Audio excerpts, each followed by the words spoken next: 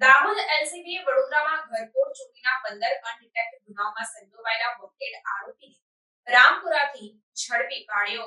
વડોદરા શહેર તેમજ વડોદરા ગ્રામ્ય વિસ્તારમાં જુદી જુદી જગ્યાએ મળી કુલ 15 અનડિટેક્ટ ગુનાઓ હ્યુમન સોર્સ અને ટેકનિકલ માધ્યમથી ડિટેક્ટ કરી ઘરફોડ ચોરીમાં ગયેલ સોનાના દાગીના જેની કિંમત ₹2,44,400નો મુદ્દામાલના ગુનામાં અગાઉ પકડાયેલ રિસીવર સોની ભરત પંચાલ પાસેથી કબજે કરી સોની સહિત 2 આરોપીઓની દાહોદના રામપુરા પાસેથી દાહોદ એલસીબી પોલીસે ઝડપી પાડી આરોપીઓને જેલના સળિયા પાછળ ધકેલી દીધા હતા અને આગળની કાયદેસરની કાર્યવાહી હાથ ધરી છે।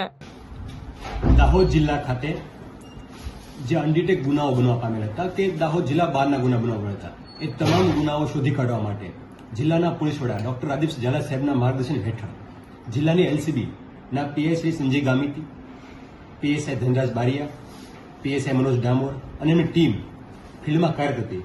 એ દરમિયાન એમને માહિતી મળતા કે રામપુરા નજીક એક ઇસમ છે અને એ ઘરફોડમાં સંડોવાયેલ હોવાની માહિતી મળે છે। આ અન્વયે પોલીસ ટીમ જઈને તપાસ કરતા માણસ ભાગવા લાગેલ, જેથી પોલીસે એમને પીછો કરી પકડી પાડેલ અને એમની પૂછતાછ કરતા નામ જાણવા મળે કે રાજેશભાઈ ઉર્ફ રાજી લાલા ભાભોર, જે મૂળ માતવા ગામનો વતની છે, ગરબડા તાલુકાનો, જેમની પૂછતાછ દરમિયાન ટોટલ 15 ઘરફોડો કે જે બરોડા ગ્રામ્ય અને બરોડા શહેર વિસ્તારમાં કર્યું હોવાનું જણાવેલ છે અને તમામ ગુનાઓ ડિટેક્ટ થયેલા છે।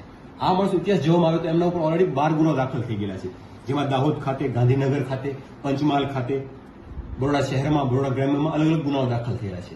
જે પૈકી 11 ગુનાઓમાં આરોપી વોન્ટેડ હતો કે જેમને પકડી પાડવામાં સફળતા મેળવી છે। આમની પૂછતાછ દરમિયાન મુદ્દામાલ બાબતે પૂછવામાં આવ્યું તો એમણે જણાવ્યું હતું કે મુદ્દામાલ છે એ ચીલીકોટા ગામના ભરતભાઈ મોતીભાઈ પંચાલ નામના સોની છે એમને આપેલો છે। તો તેમના ઘરે જે તપાસ કરતા ટોટલ 2,44,000ની રકમનું ગુનામાં ગયેલું સોનું પણ રિકવર કરવામાં આવેલું છે અને એમની પણ અટકાયત કરવામાં આવેલી છે।